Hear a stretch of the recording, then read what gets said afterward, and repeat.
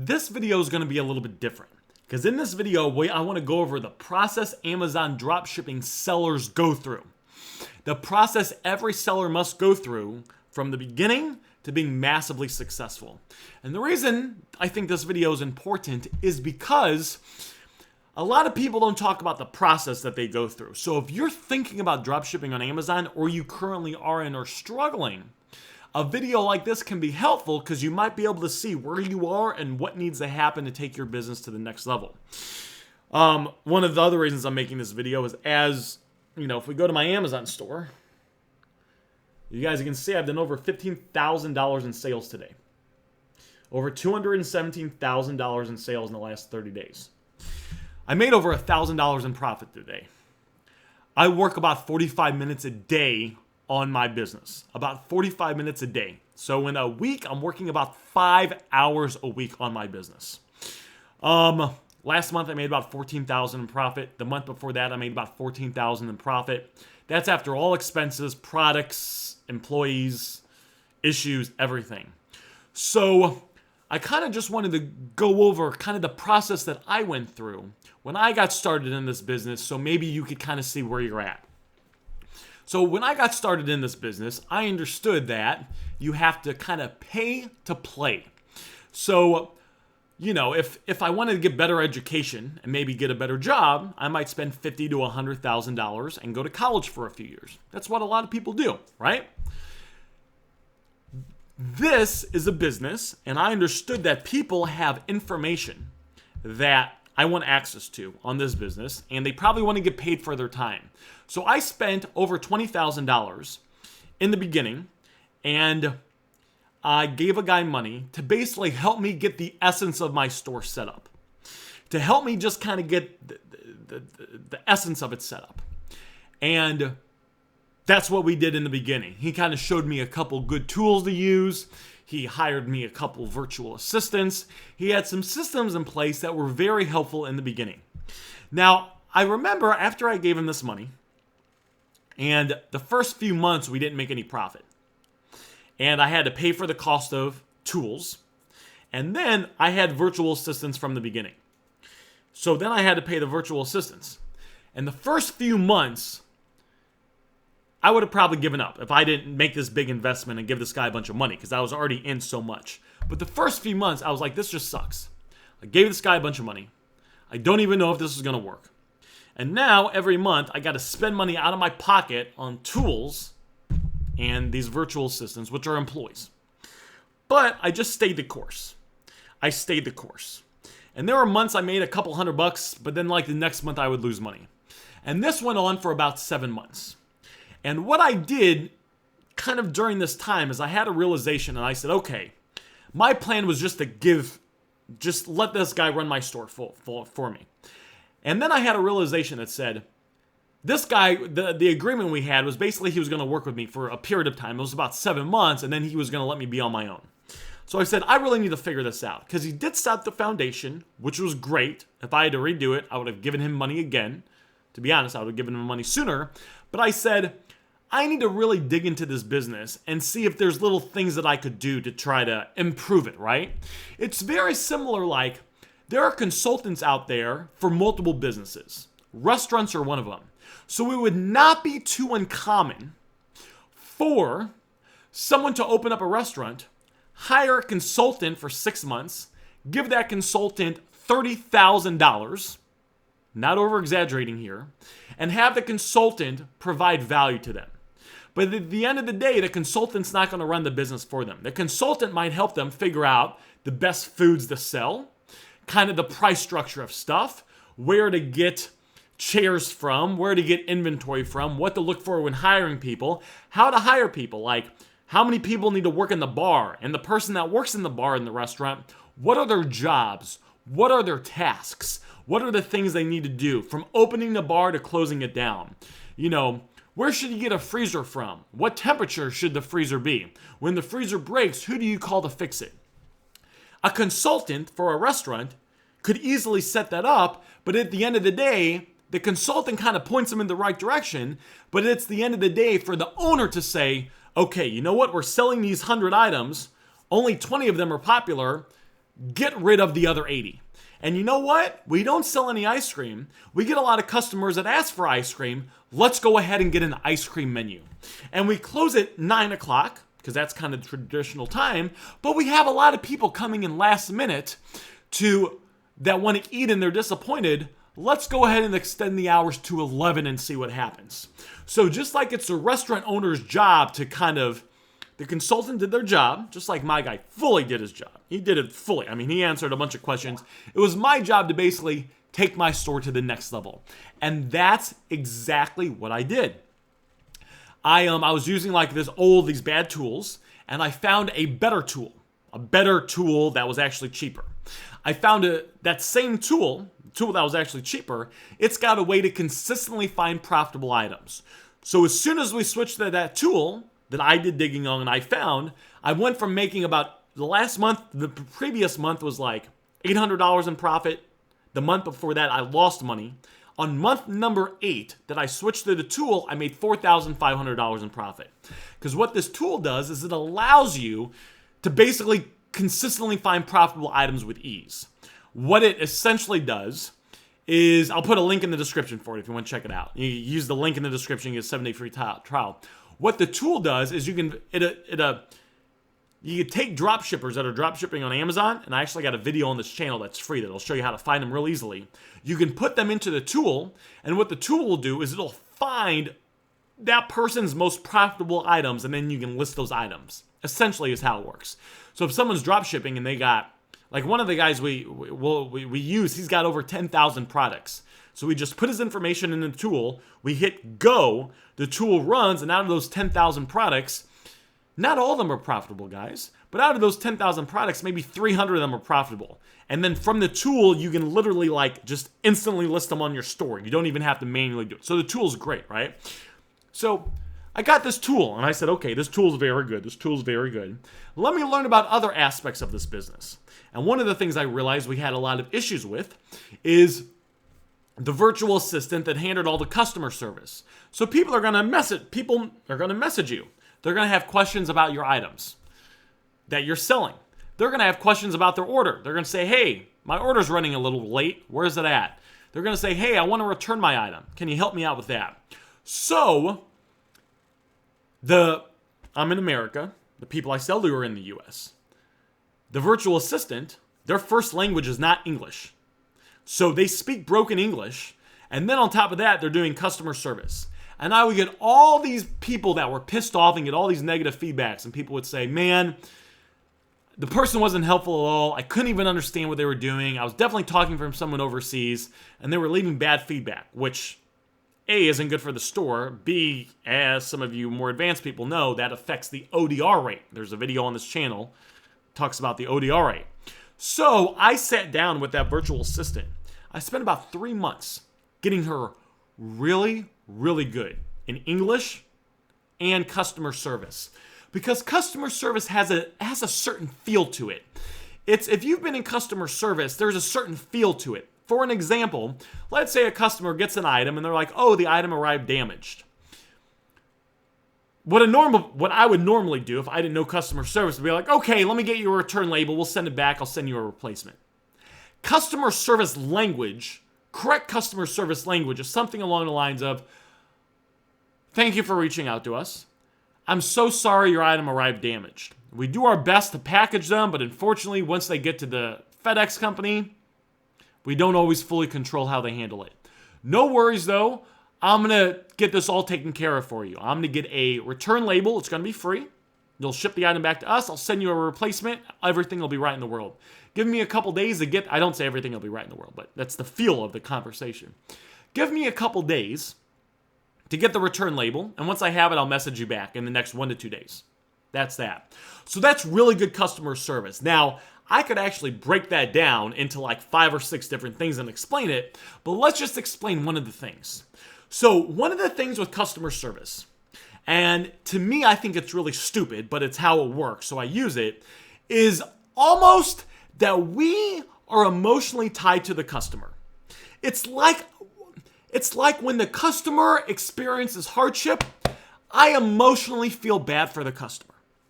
So like when the customer's item is damaged, it's important to say, I'm sorry. It's important to apologize. Even though it's not our fault, I still want to apologize.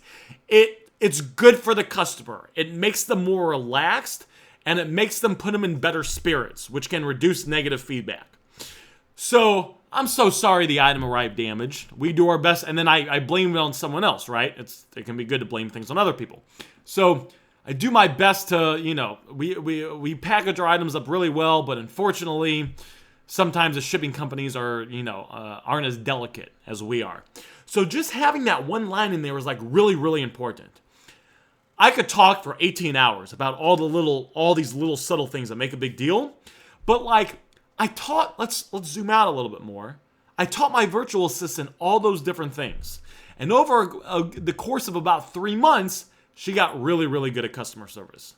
Now people leave positive reviews about her. Oh, she was so helpful. And I got a guy that does returns, and they leave positive reviews about him because I taught him the same thing. These guys are so helpful.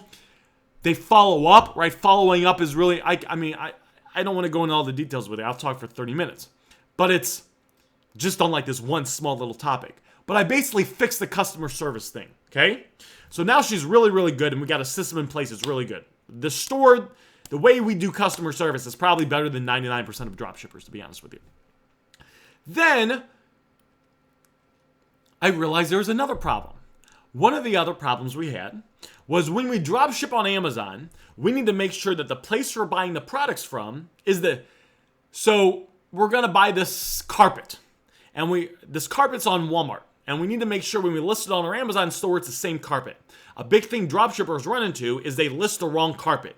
So maybe the threading is different, or maybe this size is 22 inches by 20 inches by 1 inch thick, but this item on Walmart is 22 inches by 20 inches, but it's 3/4 of an inch thick.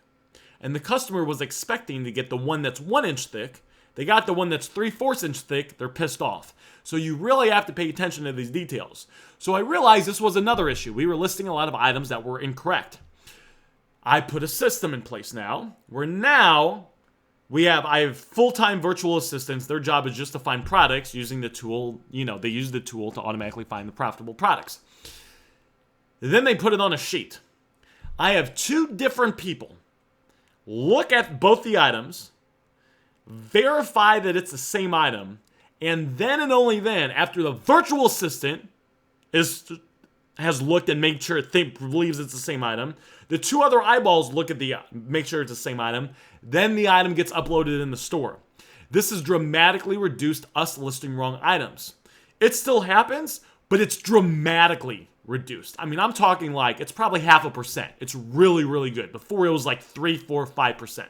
It's really, really good. But that takes time to put it in place. And I just can't hire someone and blindly hope that A, they know all the things to look for, and B, they'll actually do their job. I got to trust these people to actually look at the items. That process takes time. So basically, the process I went through was spending all this time fixing all these things and seeing the issues. The essence of being successful, as Alex Becker says, is problem solving. Alex Becker, big YouTube channel, definitely check him out. He makes like $500,000 a month. He says the essence of being successful is problem solving. So it's my job to solve all these items as a business owner. Now, as we started solving these items, these issues, and there's more issues to go into, but as we started solving these, the business ran a little bit smoother. It was a little bit smoother. I learned more tricks on how to retain more profit. So not only did the business start to run smoother, I started making more profit, right? That's why last month I was able to do $14,000 in profit.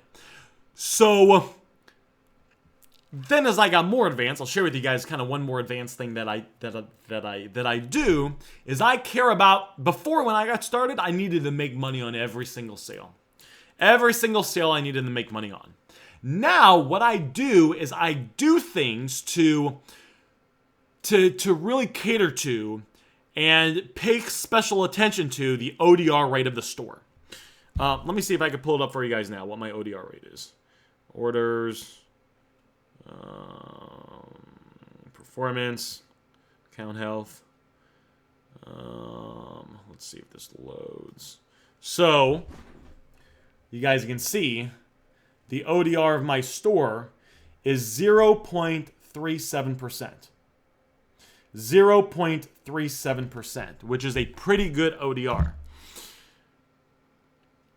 Now, that doesn't mean it always stays low. Back in December, during Christmas, I got above 1%, and I was like freaking out about that. But what happens is if the ODR rate gets too high, then Amazon can suspend your seller account. So what I do is there's certain situations where if something has a high chance of affecting the score, I will take a loss on it. I'm speaking a little bit more advanced now, but like if someone claims they didn't get an item and they're adamant about it, and the item is cheap, I have a certain dollar criteria threshold. If it's below this criteria, I will refund the customer right away. Even though I know the item was shipped to the customer, I will refund the customer right away to prevent them from doing an A to Z claim. Or do they always do A to Z claims? A good percentage of them do when they get in that situation. So if a customer says they didn't get an item, we have a script. The VA sends a script. I got like 24, 25 scripts now for all different scenarios. And my customer service virtual assistant basically combines that with her English that I've taught her and customer service skills, and it's very smooth. Everything's very good now. We'll send the script to the customer. If the customer comes back and says, oh, you know what, I didn't get the item, I need a refund, I'll just refund the customer at that point. Because it's not worth me risking a hit to the ODR. It's not worth me risking them to do an A to Z claim and it hits the ODR. There's certain situations, though, if it's a $200 item, I will fight it. And over a period of time, I've created a good script that I can actually get a percentage of people that are claim they didn't get the item, and they're very sure they didn't get it, even though the tracking shows it was delivered. I have a series of scripts in place that can get, it works. It gets a percentage of people to magically find the item. Guys, they got the item. They're just trying to say they didn't get the item to get a refund. And Amazon is not eBay, right? Amazon pretty much always sides with the customer. They don't care about us. So it's kind of like, it's like if the customer says they got the, just to give you an example, I had a customer, he signed for the package. He signed for the package. It was on, let's say his name was Todd Smith. If you went to let's say it was shipped by FedEx. I forget if FedEx UPS. If you went to FedEx's website, not only did it say the item was delivered, it said it was signed by Todd Smith.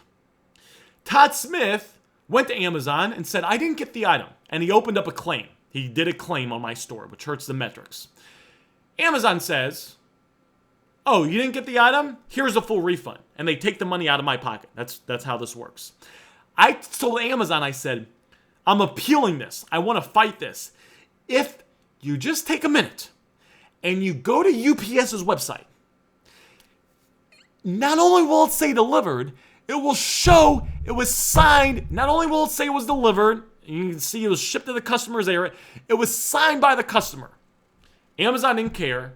They took all the money out of my account and refunded the customer, and that's that. And I got a hit of the ODR. So it's my script can get some people. It doesn't get all people to admit that they found the item. But this is like an issue, one of the issues that we deal with Amazon dropshipping. Which is important to understand. There's risk and rewards, and there's all videos on this YouTube channel you can check out that talk about that. But what I really wanted to go over, guys, is the first 6 months of the store, or 7 months of the store. First few months, I didn't make any money. The next few months, I made like a little bit of money, and then I'd have a month where I lost money. It wasn't until the 7th month that the business actually started doing good and started making a profit. There's different types of businesses out there. One type of business is like a lawn mowing business, where I'm going to go get a lawnmower. I'm going to wake up early tomorrow. I'm going to knock on people's doors, see if anyone wants me to mow their lawn. And at the end of the day, I might make $100, right? 100 and $150. And then I could keep doing that, and then I could build up some repeat business, and I might be able to, be cutting lawns and making, $1,000, $2,000 a week in profit, right? Amazon business is not like this. Amazon business takes time. It takes time to build. It's more of a long-term thing. I like to compare it to McDonald's. The average McDonald's owner, and the reason I like to compare it to McDonald's is a very popular business model. The average McDonald's owner, before he's able to get a McDonald's, he spends $45,000 up front for a franchise fee. So that means he basically goes to McDonald's and he gives them writes them a check basically for $45,000 and says, here's $45,000. That just gets his foot in the door. Then he's got to get the building. You got to have like $500,000 in cash, and then usually a building's $1 million, $1.5 million. Before he can start getting his own store, well, Aaron, does he just give McDonald's $45,000 and that's that? And then he gets a store? No. He's got to get a store ready. They got a whole system that helps him out with that. Then he's got to go through training. Every McDonald's owner has to go through a 12 to 18 month training program before they're even able to get into their McDonald's and start making money. 12 to 18 months. Well, Aaron, the average McDonald's owner makes $1 gazillion. So listen, if you got $500,000 in your checking account and you want to go through that process, that's totally fine, right? McDonald's is great. There's nothing wrong with that. The average McDonald's owner, though, makes $150,000 a year in profit. The average McDonald's does 2.6 to 2.7 million in gross sales. They pocket $150,000 in profit. 150,000 divided by 12 means they're making about $12,500 a month in profit. And no, contrary to popular belief, if you go look at a bunch of McDonald's reviews from owners, they talk about where the owner works. If the owner has like 5, 10, 15, 20 McDonald's, a lot of times they can put and they don't have to work at all. But like the first McDonald's owner, there's a lot, they talk about they're working 10, 15 hours a week. They got the employees, but they still have to work and kind of manage and oversee it. They talk about how they solve problems a lot. Look at that. They're solving problems. One of the things we're always talking about. They're solving problems. But the average McDonald's takes home $12,500 a month in profit. Last month I made $14,000 in profit. The month before that I made $14,000 in profit. And the average McDonald's, by the way, the owner, the profit they make comes out to about 5 to 6%. So I wouldn't be, one of the things people worry about, they say the profit margin is low on dropshipping. Well, if you can get to 5 to 6% net profit, you're basically profiting. That's what the average McDonald's owner takes home, okay? And that average McDonald's owner, remember, he's giving $45,000 up front to McDonald's, going through a 1 to 1.5 year mandatory training program, has to put up a bunch of other money to get a store before he's even able to step into a store and possibly have the opportunity to start making money.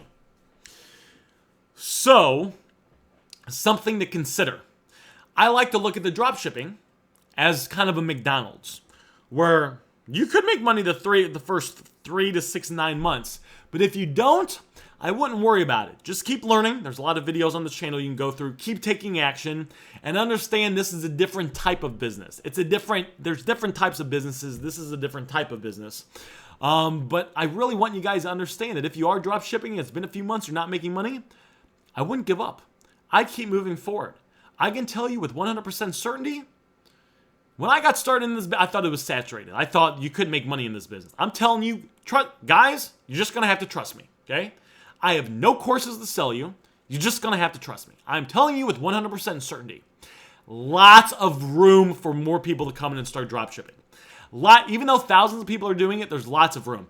I think there's like 41 million products on Walmart.com, or like 21 million.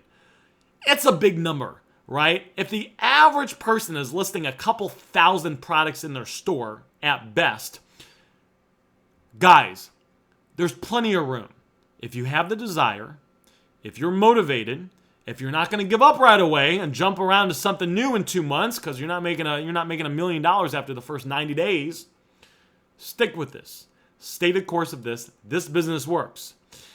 That doesn't mean it's all sunshines and rainbows. There's issues with it. There's problems. There's things that can happen that you need to be aware of that other videos I made on this channel talk about. But just understand, if this piques your curiosity and you have interest, you can be successful in this space.